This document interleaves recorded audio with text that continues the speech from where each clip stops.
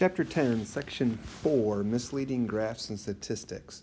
And this is where you start getting into some ethics when you're dealing with math and statistical analysis sort of stuff. Because you can take information, and the way that you present the information, you can present it in a way that totally skews what people think.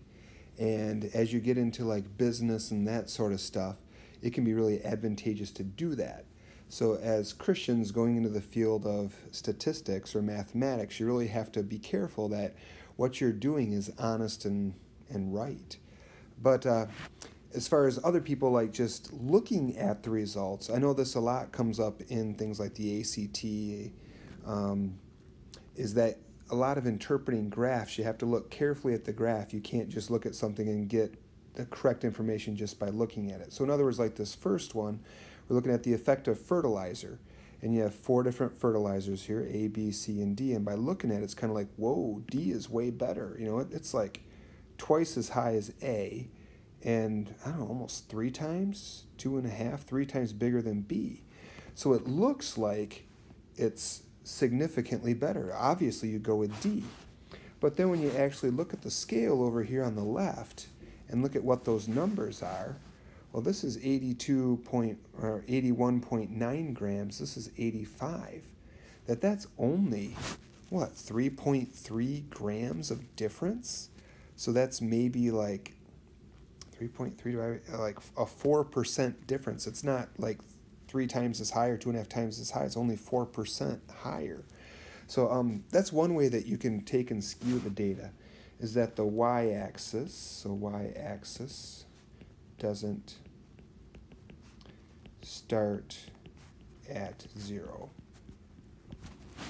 Where on the one hand it looks like something is twice as good or 3 times as good, really it's only a little bit better. So the fertilizer, it's really not that big of a difference, because when your y-axis doesn't start at 0, it exaggerates. E-X-A-G-G-E-R-A-T-E-S. Exaggerates the differences in a bar graph. And that's what a lot of this section is going to be. It's going to be looking and trying to figure out what the data is really telling you despite what it looks like. And I've noticed back when I'd read the newspaper, or now looking at news online, that a lot of times you have to look really carefully because the graphs, the data is different than what they're actually telling you. So example 2, looking at this one here. And we're looking at, all right, price of gas. And it looks like when you first look at it, it's like, okay, so gas isn't changing much in price. And whoa, gas jumped up a whole bunch. Then it leveled out. Then it kind of slowly went up from there. And that's kind of what the line's telling you. But when we look at the numbers here on the y-axis, this here, maybe I'll write it in. So our gas price jumped right here by 14 cents. By 14 cents. But then you come over to this part right here, this little jump. That's from 26 to 43, so that's 17 cents if I'm doing the math right in my head there. So this jump here is actually bigger than the other one.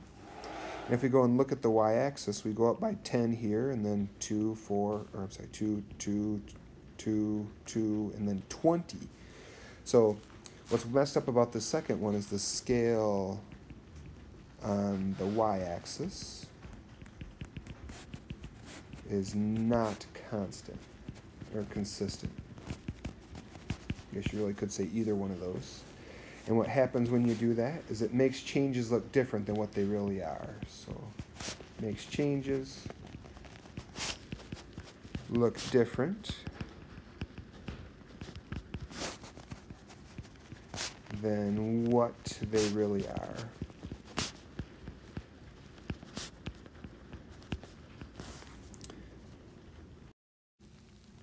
Two down, 2 to go. Next one we have example 3, top of the next page. And looking at the student council election, and it looks like Smith won here.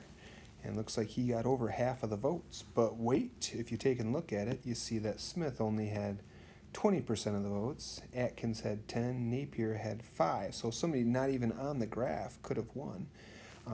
So usually when you look at a pie graph or a circle graph, they add up to 100%. That's what they should do. But here instead, we only add up to 35%. So circle graph is missing some parts. So circle is missing some parts. Or maybe it doesn't. Add up to 100%. And if you have that, you could say some parts look bigger than they really are. So some parts look bigger than they really are. And the one we were talking about, looks like Smith had over half the votes, but instead he had like 1 out of every 5 votes instead of over 50%. Now the last one, I don't have a graph, and just want to talk about misleading statistics. That's kind of my title for down here. So misleading statistics. And basically it's kind of like how you get your data could go and impact what it looks like that data is actually saying. So like for example, and I don't know if this is worth writing it all down, but say people are leaving a basketball game and you're taking a poll. So you're outside, you know, the Detroit Pistons stadium or somebody's stadium, and you're polling people on what do you like to watch most on TV, and you give them choices between like comedies and dramas and crime TVs and sports and stuff like that. Maybe you come up with like 80% of the people say they like to watch sports. So maybe say basketball game, 80% watch sports. Now, is it really fair to say that 80% of people in the country like to watch sports over those other categories? Probably not.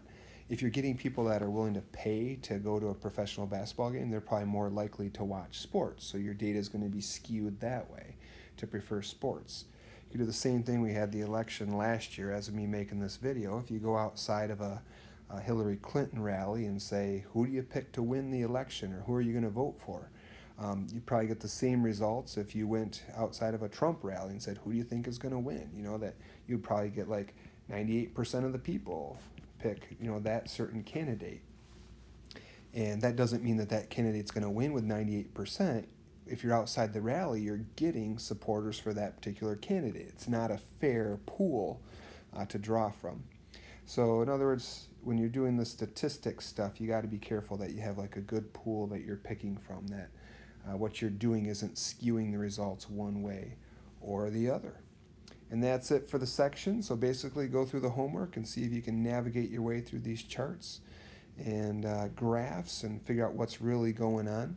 And it's a great skill to have because so much in life can be misleading when you're looking at data, and it's good for the standardized test too. Let me know if you have questions.